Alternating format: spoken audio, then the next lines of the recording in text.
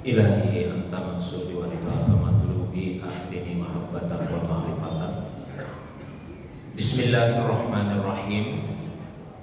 Assalamualaikum warahmatullahi wabarakatuh.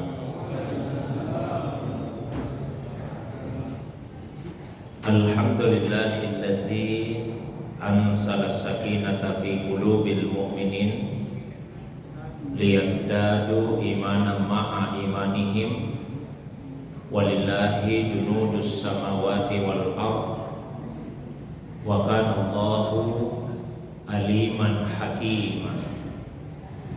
Wa sallallahu ala sayyidina Muhammadin alladzi arsalahu ilan nasi basyiran wa nadhira wa ala ali Muhammadin wa sahbihi wa sallama tasliman katsira, amma ba'du. Bapak Ibu jamaah maghrib yang semoga dirahmati, dimuliakan oleh Allah Subhanahu wa taala. Alhamdulillah, segala puji hanyalah milik Allah Subhanahu wa taala semata-mata. Dialah Allah yang telah menghadirkan dan mempertemukan kita dalam majelis yang semoga diberkahi ini di Masjid Babus Salam pada hari Kamis malam Jumat tanggal 1 Mei 2025 Masehi. Salawat dan salam semoga tercurah kepada kekasih kita Rasulullah Muhammad sallallahu alaihi wasallam, begitu pula kepada keluarga beliau, para sahabat dan pengikutnya yang senantiasa istiqamah menghidupkan sunnah Nabi sallallahu alaihi wasallam. Beliaulah Nabi yang telah mengajarkan dan mencontohkan cara menempuh perjalanan menuju kepada Allah Subhanahu wa taala. Jamaah maghrib yang dirahmati, dimuliakan oleh Allah Subhanahu wa taala, sebagaimana biasa dalam pengajian kita, saya bacakan satu kitab dalam ilmu tasawuf, yaitu kitab Ar-Risalatu Al-Qushairiyatu fi Ilmi Tasawufi. Satu kitab yang ditulis oleh Al-Arifu Billah Al-Allamah Abu Al-Qasim Abdul Karim bin Hawazin Al-Qushairi An-Naisaburi Qaddasallahu sirrahu.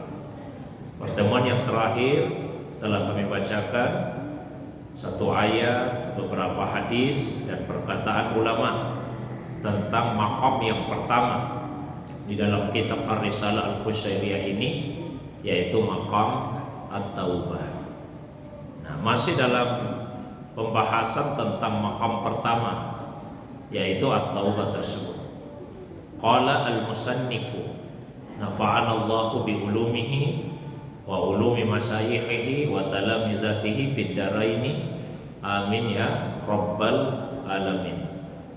Akhbarana Ali bin Ahmad bin Abdan al-Ahwazi qala akhbarana Abul Hasan Ahmad bin Ubaid as-Saffar qala akhbarana Muhammad bin Al-Fadl bin Jabir akhbarana Al-Hakam bin Musa qala haddatsana Ghassan bin Ubaid an Abi Atika Qarib bin Sulaiman an Anas bin Malik radhiyallahu anhu anna Nabiyya sallallahu alaihi wa alihi wasallam qala ma min syai'in ahabbu ila Allahi min syabbin taibin.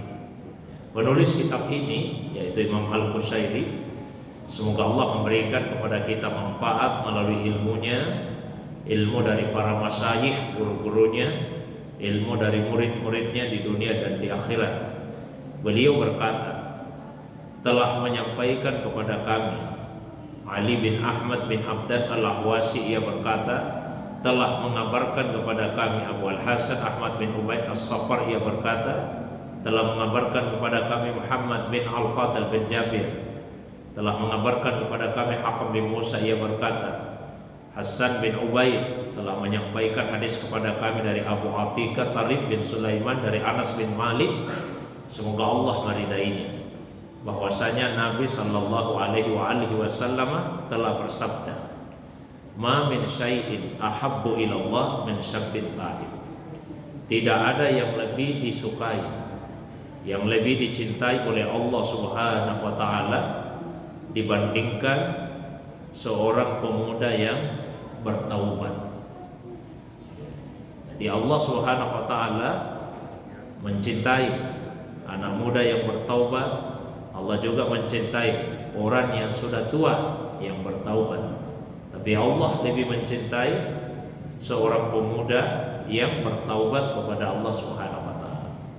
Kenapa demikian? Karena di masa muda adalah masa di mana syahwat itu masih begitu kuat dan kemampuan untuk menyalurkan syahwat tersebut masih ada.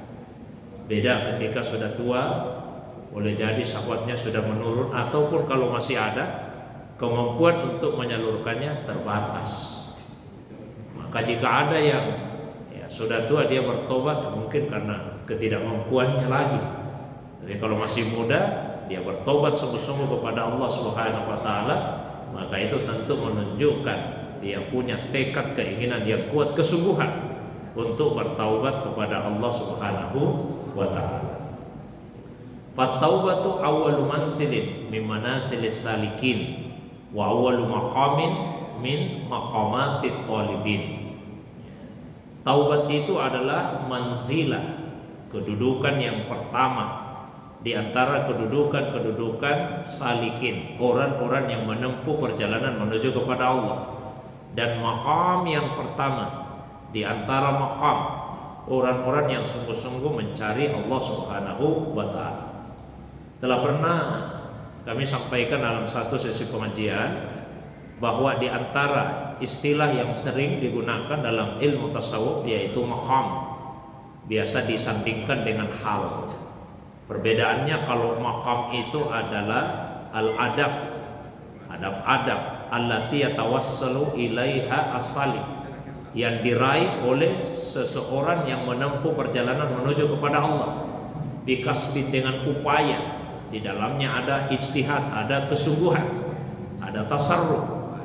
Beda dengan hal. Kalau hal itu adalah makna yaridu alal qalbi min ghairi kasbin, satu makna yang Allah pinjamkan ke dalam hati tanpa ada usaha dari seorang hamba.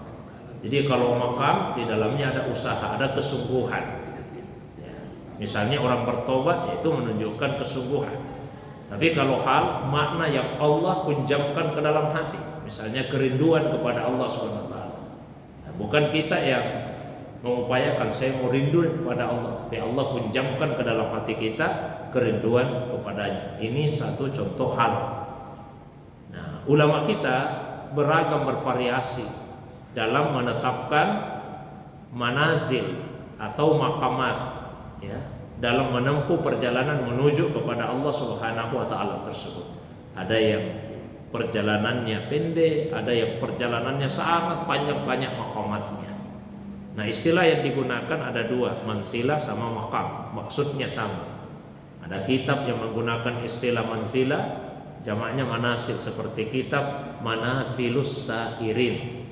Manasilus Sairin, tahapan-tahapan perjalanan menuju kepada Allah. Kitab ini ditulis oleh Syekh Abu Ismail Muhammad Abdullah Al-Harawi Al-Ansari qaddasallahu sirrah. Dalam kitab itu ada 100 manasil, 100 mansilah, 100 tahap perjalanan menuju kepada Allah SWT. Karena kitab itu terdiri dari 10 bagian, setiap bagian 10 bab. 10 bab dikali 10 bagian ya 100. Dimulai dari mansilah pertama yang kesadaran, dan mansilah ke-100 terakhir adalah tauhid. Jadi anak tangga pertamanya adalah kesadaran.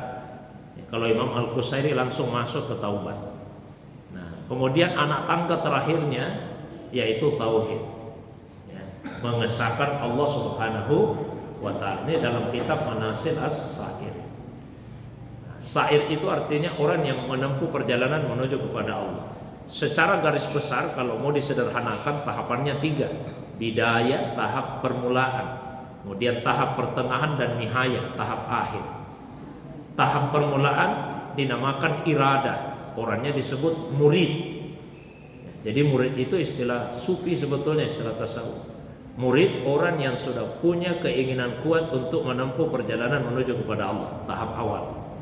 Tahap pertengahan disebut dengan suluk. Orangnya disebut dengan salik, jamaknya salikin. Di kitab ini disebut ya, manzil min manasilis salikin. Kemudian tahap akhir disebut dengan wusul. Orangnya disebut wasit, orang yang sudah sampai. Tapi jangan keliru, bukan berarti kalau sudah sampai dalam perjalanan menuju kepada Allah maka perjalanannya berakhir. Tidak. Nabi itu sudah wusul, sudah sampai kepada Allah SWT. Tapi Allah SWT tetap memerintahkan kepada beliau, wa qul rabbi zidni ilman. Ucapkanlah, Tuhanku tambahkan kepadaku ilmu. Ini Nabi SAW. Jamaah maghrib yang dirahmati, dimuliakan oleh Allah Subhanahu wa taala. Wa haqiqatut taubati fi lughatil Arab ar-ruju. Yuqalu taba ay raja.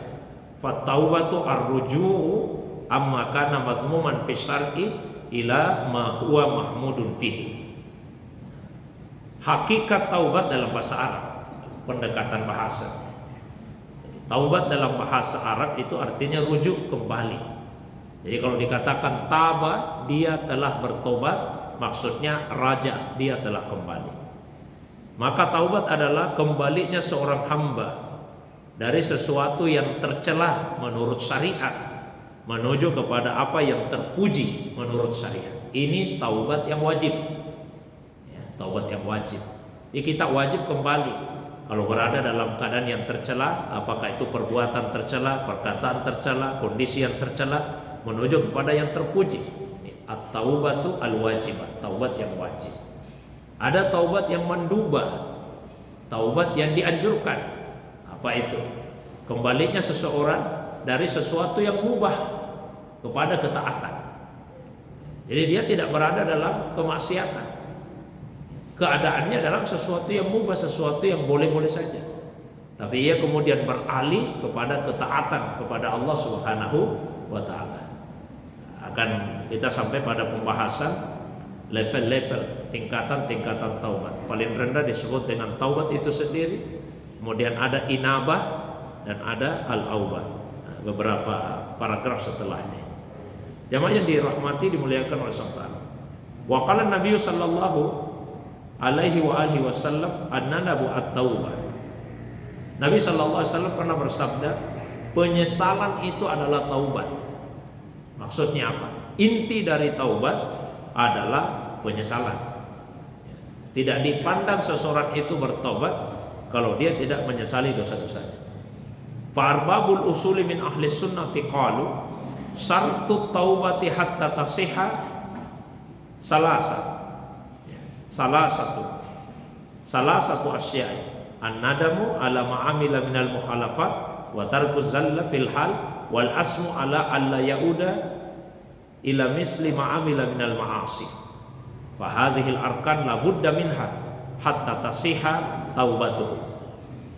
Maka para ulama usul dari kalangan ahlus sunnah berkata, syarat taubat itu sehingga dia dinilai sah. Syarat taubat sehingga dinilai sah ada 3. 1, menyesali kemaksiatan, penyimpangan, penyelewengan yang sudah dilakukan. Jadi ini syarat pertama, harus menyesal. Kemudian yang kedua, meninggalkan saat itu juga ketergelincirannya. Lalu yang ketiga, azam, tekad yang sangat kuat untuk tidak kembali melakukan maksiat yang sama. Inilah 3 rukun yang mesti terpenuhi sehingga taubat itu diterima. Ini 3 rukun yang wajib terpenuhi sehingga taubat itu diterima. Rukun yang pertama harus ada penyesalan. Rukun yang kedua yaitu langsung ditinggalkan dosa saat itu juga. Dan rukun atau syarat yang ketiga, tekad yang sangat kuat untuk tidak mengulanginya lagi. Ada juga ulama yang membahasakan rukun taubat itu 3, ada rukun qalbi, ada rukun qauli, dan ada rukun fi'li. Rukun qalbinya apa? Ya penyesalan, harus ada penyesalan di hati. Lisannya apa? Ya beristighfar, mohon ampun kepada Allah. Dan rukun perbuatannya apa? Tinggalkan apa yang dilarang oleh Allah Subhanahu wa ta'ala. Kalau syarat-syarat ini tidak terpenuhi, maka tobatnya tidak sah. Misalnya ada seseorang yang melakukan dosa, lalu kemudian ditegur, langsung dia berhenti. Tapi begitu teguran itu berakhir, selesai, dia ulangi lagi. Takkanlah ada sekelompok, mohon maaf ibu ya kalau ada ibu-ibu, ada sekelompok perempuan cerita-cerita, awalnya ceritanya baik, lama-lama kemudian menyerempet ke sana kemari, cerita kejelekan tetangga, kekurangan teman, rekan kerja dan sebagainya, aibnya. Lalu diingatkan dosa itu, langsung istighfar, astagfirullah. Baru selesai astagfirullah, 1 menit kemudian dilanjut lagi ceritanya. Nah, ini tidak bertobat, karena dia tidak berhenti saat itu juga. Atau misalnya kita Pak yang laki-laki, ada perempuan yang kita pandangi muncul syahwat, lalu diingat dosa itu, kemudian kita alihkan pandangan ke arah lain. Tapi di dalam hati kita merasa bersyukur, untung sudah sempat saya lihat tadi, tidak penasaran mah. Oh, ini tidak bertobat Pak, karena dia tidak menyesal, dia malah merasa bersyukur sudah sempat melihat. Di grup WA ada yang kirim video tidak senonoh, dibuka kaget, astagfirullah. Tapi ditonton juga sampai selesai. Ini tidak bertobat namanya. Bahkan meskipun sudah dihapus, tapi dalam hati, untung sudah sempat saya nonton tadi, tidak penasaran apa isinya. Ini tidak bertobat. Jadi syarat tobat itu menyesal, tinggalkan saat itu juga, dan ada tekad yang kuat untuk tidak mengulanginya lagi. Itu 3 persyaratannya. Nah, jamaah maghrib yang dirahmati dimuliakan SWT. Qala haula'i wa ma fil khabari anna nadama taubatun innama nassa ala mu'zamihi. Apa yang disebut di hadis ketika dikatakan an-nadam taubat atau at-taubatu an-nadam, taubat itu penyesalan, itu menunjukkan bagiannya yang terbesar, bagian yang terbesar. Kama qala sallallahu alaihi wasallam, sebagaimana sabda Nabi SAW, al-hajju arafah. Ketika Nabi mengatakan haji itu Arafat, bukan berarti satu-satunya amalan haji, rukunnya haji Arafat, tidak. Tapi mu'zam arkanihi, rukunnya yang teragung, ya, rukunnya yang teragung. Arafah yaitu wukuf di Arafah, ay al-wukufu biha, li'annahu la annahu. Nah, ini juga Pak.